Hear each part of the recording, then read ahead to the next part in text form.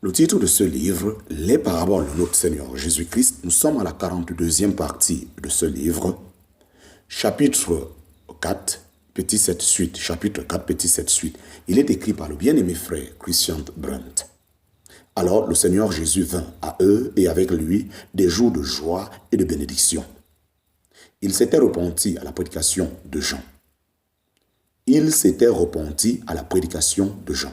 Mais ils allèrent à sa rencontre avec un esprit d'enterrement. Il gênait pendant que l'époux était présent. En parenthèse, comparez la parabole de la présence de l'époux en Matthieu chapitre 9. Ils insistaient sur une observance stricte de la loi, mais rejetaient la grâce apparue en Christ.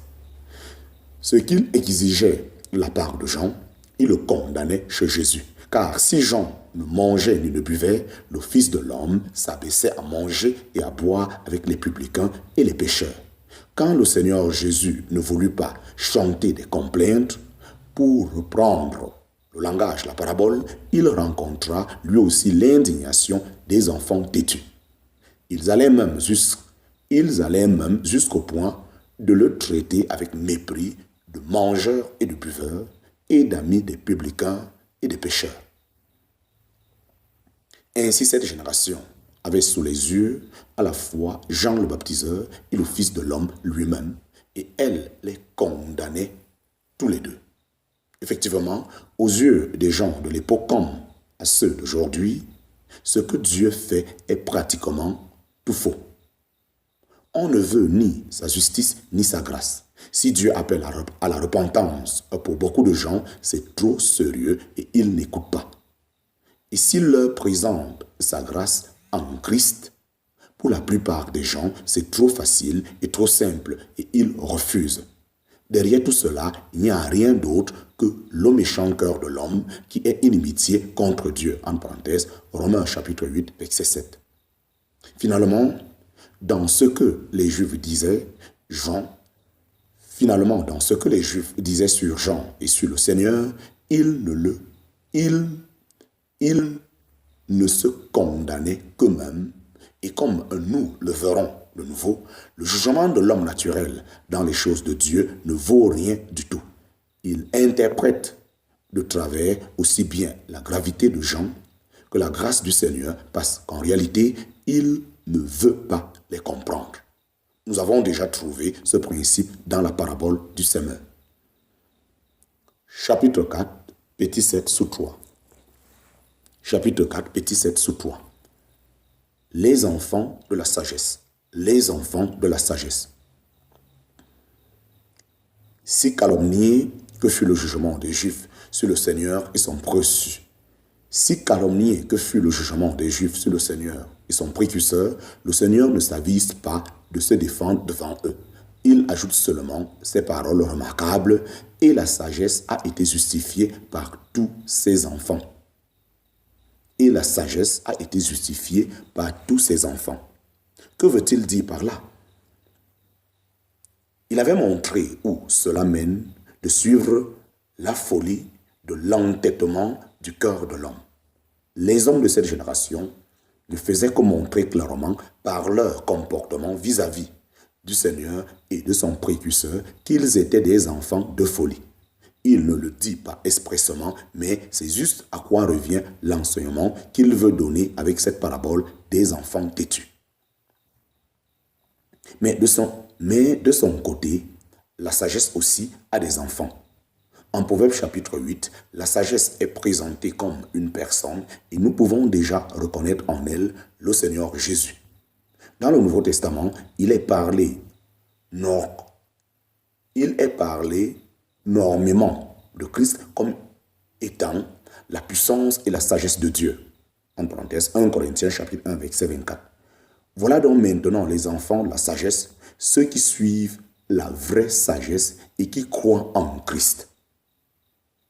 Tandis que la grande masse du peuple juif refusait aussi bien Jean le baptiseur que le Seigneur Jésus. Il y avait quand même des individus qui accordaient foi au message du premier, comme à la personne et aux paroles du second. Par là, la sagesse était justifiée, ou autrement dit, il répondait positivement aux voies de Dieu qu'il a adoptées en Christ pour leur salut. C'était justement les publicains et les pharisiens. C'était justement les publicains et les pécheurs qui le faisaient, comme le montre aussi l'exemple de la femme pécheresse de Luc chapitre 7. Ils manifestaient tous leur sagesse en ce qu'ils ne critiquaient rien, ni chez Jean, ni chez le Fils de l'homme. Bien au contraire, ils trouvaient tout parfaitement en ordre et ils acceptaient leur message. Combien cela est beau! Ceux qui voyaient les choses correctement étaient justement ceux qui étaient méprisés des grands de ce monde. Ils comprenaient correctement aussi bien l'appel de Jean à la repentance que la grâce que Jésus apportait. Et quand le Sauveur s'asseyait à côté d'eux et s'abaissait avec eux, ils savaient l'apprécier et ne l'interprétaient pas de travers. Ils reconnaissaient plutôt l'amour en action chez lui et leur cœur s'enflammait pour lui. La signification de tout cela n'a pas changé aujourd'hui.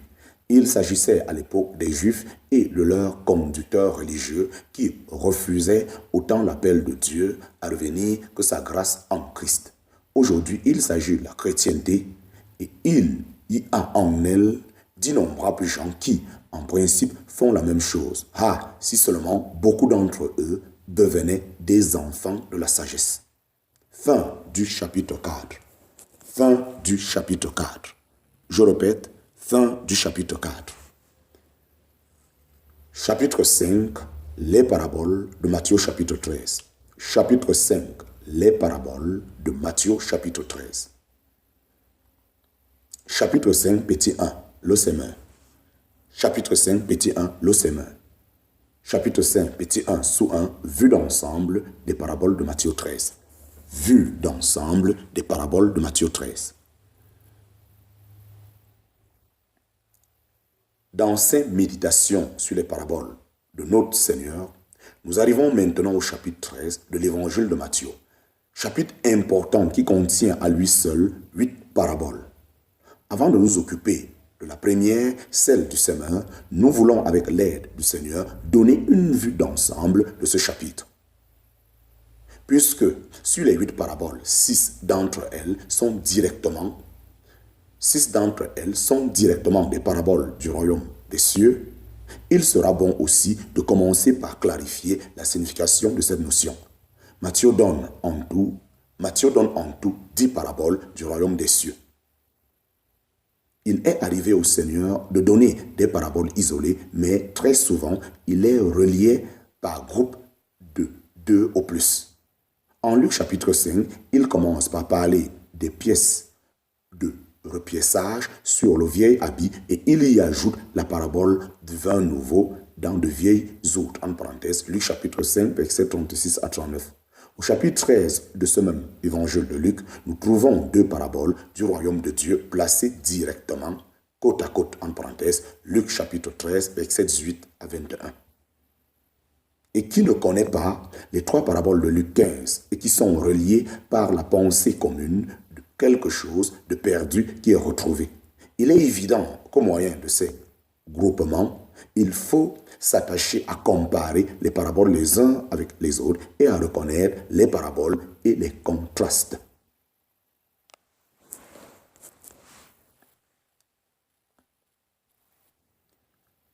Sous cet aspect, le chapitre 13 de Matthieu est unique en son genre. Il contient, comme déjà vu, pas moins de 8 paraboles. Je sais qu'on dit en général qu'il en contient 7. Il est étrange que la 8e, celle du maître de maison, en parenthèse, Matthieu chapitre 13, verset 52, soit presque toujours omise. Pourtant, c'est par cette petite et 8e parabole que le Seigneur termine son enseignement de Matthieu 13 qui se présente sous forme de 7 paraboles. Nommons d'abord les 8 paraboles de ce chapitre pour en avoir une première vue d'ensemble. Première parabole, la parabole du semeur. Première parabole, la parabole du semeur. Deuxième, la parabole de l'ivraie du champ. Troisième, la parabole du grain de moutarde. Quatrième, la parabole du levain. 5e, la parabole du trésor dans le champ. 6e, la parabole de la perle de grand prix. 7e, la parabole du filet. 8e, la parabole du maître de maison. En tête de toutes les paraboles, il y a donc la parabole du semeur. Elle a une valeur particulière du fait que le Seigneur laisse entendre que cette parabole est la clé de la compréhension des autres paraboles. Il dit en effet de cette parabole, « Ne connaissez-vous pas cette parabole? Et comment connaîtrez-vous toutes les paraboles ?» En parenthèse, Marc chapitre 4, verset 13.